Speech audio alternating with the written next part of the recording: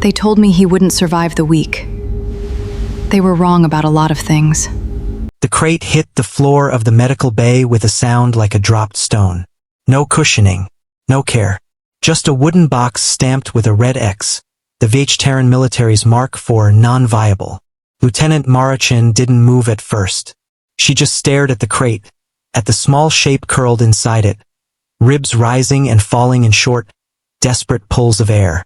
"Command wants it disposed of," said the technician beside her, not even bothering to lower his voice.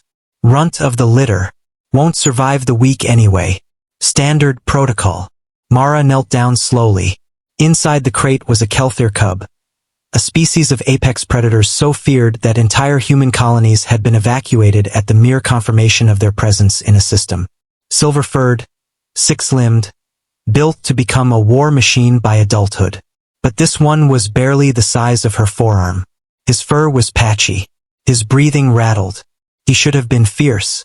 Instead, when Mara reached toward him, he flinched and looked up at her with eyes that held something she recognized instantly. Fear. "I'll take him," she said.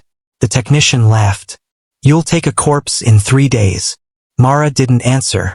She lifted the crate into her arms. She had no idea she was about to raise the one Kelthir the entire galaxy would come to fear and love. Word spread fast on Outpost Series 7. Humans weren't supposed to touch Kelthir cubs, let alone raise one. The species bonded for life with whoever fed them first, and Rejection Command considered that bond a liability, not a gift. Mara didn't care. She named him Cain.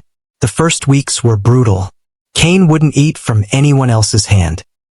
He shook at loud noises, at sudden movement, at the sight of his own reflection in the medbay's steel walls. Like he already knew what he was supposed to become, and knew he wasn't that yet. Other soldiers mocked her. "You're wasting your leave feeding a dead cub?" said Corporal Reyes one night, watching her mash protein paste for the 100th time. "Command's right. He's defective." "He's not defective," Mara said quietly, not looking up. "He's scared. There's a difference."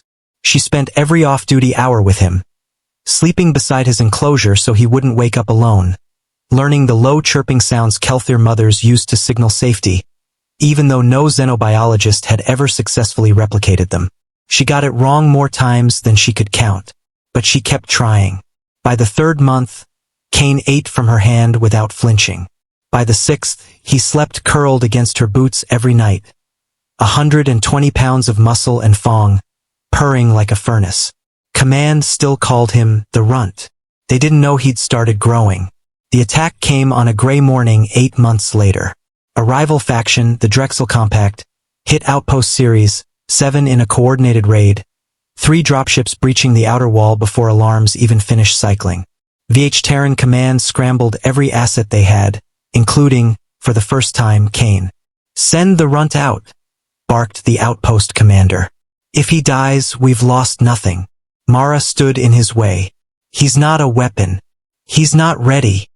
He's the only thing on this base that can match a Drexel Warhound pound for pound. Move, Lieutenant, or I'll have you removed." She didn't move. Cain did. He slipped past her. Not because he was ordered to, but because he'd heard the screaming down the corridor. Children, colonists, the same kind of helpless cry he must have made, once, in a crate marked with a red X.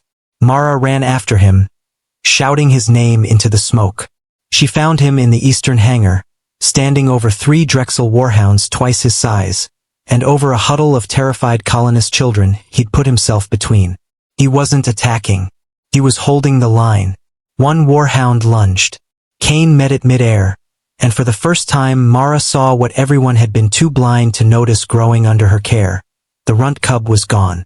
In his place stood something the Rejection military had spent a decade trying to breed and failed to produce on purpose. A Kelthir who fought not out of conditioning, but out of loyalty freely given. He tore through the Warhounds in under a minute. When it was over, he turned, chest heaving, blood matting his silver fur, and looked for exactly one person in the smoke. Mara stepped forward, hands shaking. "Cain!" He pressed his massive head against her chest, gentle as the day she'd first fed him, and let out the same small chirp she used to make him all those months ago to tell him he was safe. The colonists stared. The soldiers stared. The commander who'd called him disposable stood frozen in the doorway, saying nothing at all. The official report called it unprecedented asset performance. Command wanted Kane reassigned to a strike unit immediately, full military deployment, no exceptions. Mara requested a transfer instead. Hers and his together permanently off the front lines. They almost said no.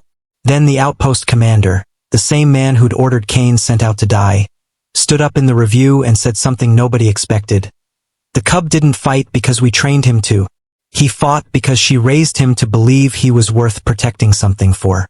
You don't reassign that. You don't even understand it. The transfer was approved. Months later, on a quiet transport deep in neutral space, Mara sat with her boots up, Kane's head heavy and warm across her lap, twice the size he'd been in that crate and still, somehow, gentle as a kitten with her.